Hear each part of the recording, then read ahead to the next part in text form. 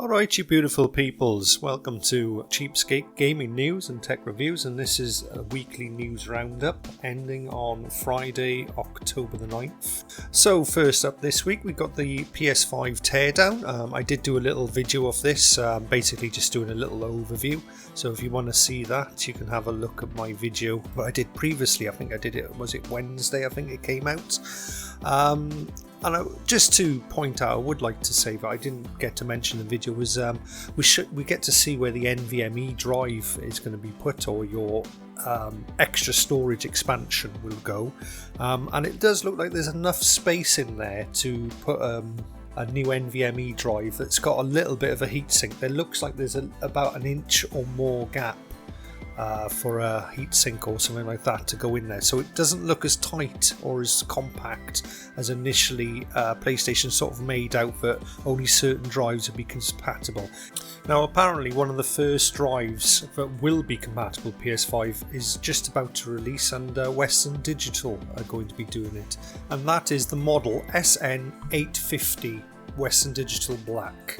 So this particular drive has a read speed of around 7 gigabytes a second, and it also has write speeds of 4.1 gigabytes a second. Now this should be more than compatible with the PS5's SSD, so at least we're starting to get a first look at what's going to be compatible. But the only thing is, it's not going to be cheap. A 500 gigabyte comes in at $149.99 or $150.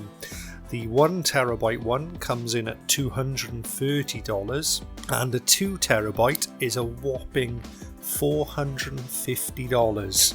So that's as much as the console, just for a 2 terabyte hard drive. So if I was you, I'd hold off for the prices of those to start to come down a little bit. And if there is something positive I can make out of this, and that is the prices of hard drives do drop very, very quickly. So I reckon within a year or two they'll be down to at least half that price. Within 3 to 4 years they'll be about a quarter of the price or a third of the price that we see now. So I reckon within 3 to 4 years those, like a 2 terabyte hard drive, will be around about the £150 mark. And moving along now to some other news, not so much console related, but this is obviously gaming news in the fact that there's a new AMD have launched their latest CPU lineup, or announced their latest CPU lineup. And that will be the Ryzen 5000 series of CPUs. There's 4 CPUs that have been announced so far. They're not mentioning any others at this point in time. And we'll go from top to bottom. So there's the AMD Ryzen 9 5950X. That's a 16-core 32-thread CPU. They also have the AMD Ryzen 9 5900X. That's a 12-core 24-thread CPU. Moving down then to the AMD Ryzen 7 5800X. That's the 8-core 16-thread variant. And then there's the AMD Ryzen 5 5600X, which is the 6-core 12-thread variant. So far, initial look at these CPUs seem to be that they're going to be very, very good for gaming. They've changed the way that they do the cache on the CPU, so it's a shared unified cache now, rather than splitting it into 2 separate parts that the older 36th generation or 3000 series CPUs did. So they reckon they're going to get about a 19% gain overall from the previous gen models. So that will be, for instance, the Ryzen 5 3600X. The new Ryzen 5 5600X should have around about 19% better performance overall, which puts them ahead apparently of the Intel's best CPUs for gaming. Already the Ryzens are much stronger in workloads such as video editing, music production, graphics production. They're already the top end for that particular SKU. But gaming, they've always been a little bit lagging behind Intel, but the new latest AMD CPUs look to address and to fix that. And also to note that it looks like a lot of the previous 450 motherboards, B450 motherboards, are going to be getting an update soon. You'll have to check with whoever manufactures your B450 motherboard, but it looks like you'll be able to use these CPUs on older motherboards, that is a really good thing, in that, you know, if you've bought a B450 motherboard 3 or 4 years ago, rather than having to upgrade that straight away, you could upgrade maybe from a 1600X to a 5600X and not have to pay extra for your motherboard. So that's a really good thing, but of course you will need to look at your various manufacturers' websites, and they should be updating and doing BIOS updates within the next 3 or 4 weeks. So, moving on, basically Twitter and YouTube blew up earlier this week because a lot of the tech tubers have got their hands on, or have been given, working versions and copies of the Xbox Series X. Now, in certain interviews and certain videos that they produce, they reckon that it's running very, very hot. And one guy reckons he nearly burnt his hand when taking out the SSD. But I think this has been blown up out of all proportion. At the end of the day, the Xbox Series X, being as powerful as it is, it's going to produce heat. Now the best thing is that the heat it produces, it spits it out the top. So it does look like that it's just pushing the heat out from the top, which it should be doing. That's exactly how a piece of hardware should work. You don't want the heat to be stuck inside and melting all its components. You want the heat to be pushing out the top. And also SSDs do get warm, especially NVMe M.2 drives. If you're loading a lot of data in and out and writing a lot of data, they will get warm. But I would have thought that in general gameplay, it won't be doing that much. So it'll have initial load times.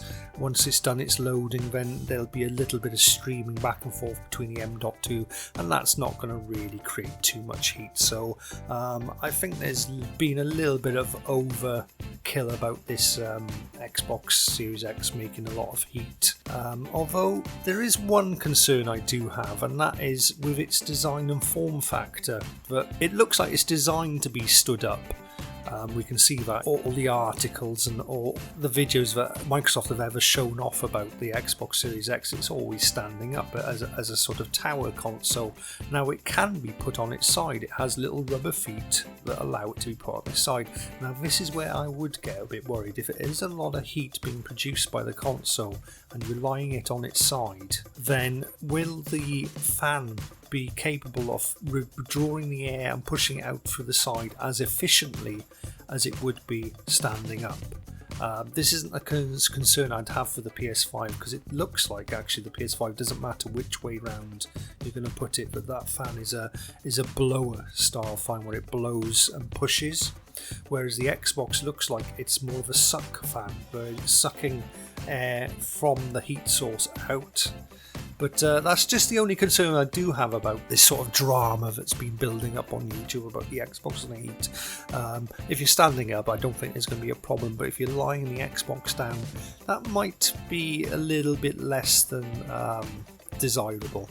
Moving on to a little bit more positive news regarding Xbox, and that is that Phil Spencer reckons that they'll be having Game Pass will be coming to the iOS or Apple system before long, and the way they're going to do this is they're going to do it through the web browser. So rather than having to put an app onto the iOS store, essentially you're going to launch a web browser that's then going to take you to the Game Pass store, where you'll be able to play your games using Xcloud on that. So that's quite a positive thing, and kind of looking through the branches and kind of trying to take a peek at the future here. So if you can do it for the iOS web browser, then if the PS5 has a web browser, will you be able to do it on that? So can you see what I'm getting at here?